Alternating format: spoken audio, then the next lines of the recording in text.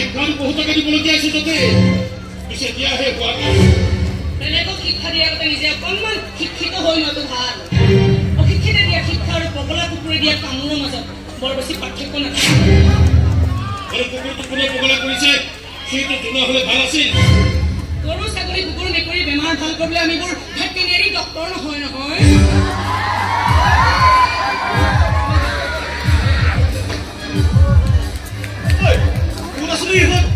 কিমান বেয়াকৈ কৈ থৈ গ'ল যে বাচ্চা দিলেহে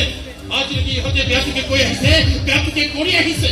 আৰু মই বিস্ফোৰণ মুহূৰ্তত বিস্ফোৰণ ঘটি চব খাল খাল কৰি পেলাম তাৰ একো ঠিক নাই চাফা কৰি থৈ হয় নেকি আজিলৈকে কোনেকাৰ পৰা সহায় বিচৰা নাই খুব বেছি সহায় কৰাৰ কাৰণে কৰিবি নহ'লে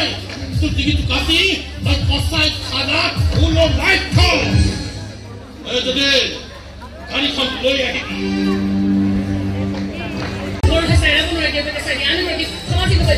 এখন নতুন সংসাৰ কৰিলে এটা পুত্ৰ সন্তানৰো চিন্তা কৰে কিন্তু এই কথাকে এবাৰ ক'বলৈ তেওঁ সাহস কৰিব পৰা নাছিল জন্মৰ পাছত তেওঁ নিজে আহিব কথাবোৰ কয় কি বুলি কৈছিল না কি বুলি কৈছিল কি কৈছিল নহ'লে তোমাৰ এই সংসাৰটো তেওঁ এতিয়া চম্ভালি থাকিব নোৱাৰে কাৰণ দ্বিতীয় পতি এইবোৰ কথা কৈছে আৰু তোমাৰ সম্পৰ্ক ৰাখিবলৈ মানা কৰিছে তেতিয়া তুমি এবাৰ অকলে মা অকলে তুমি আমাৰ দুজনীকে ডাঙৰ দীঘল কৰিছা এবাৰলৈও খবৰ কৰি অহা নাছিল সেই মানুহজন বাধ্য হৈছিল তেওঁ ঘৰ আৰু বংশৰ আপোন মানুহে তেওঁ বান্ধি পেলাইছে মোৰ লগত সম্পৰ্ক ৰাখিলেতো তেওঁৰ মাকে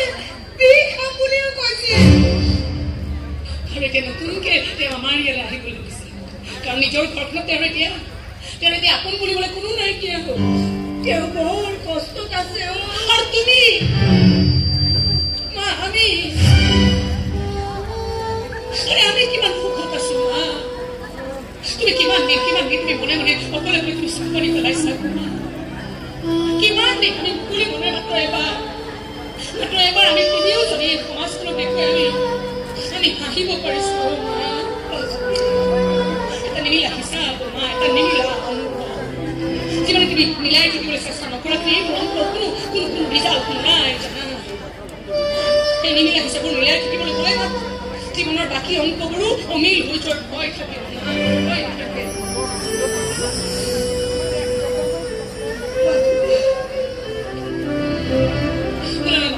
ইমান দুখ লাগিছে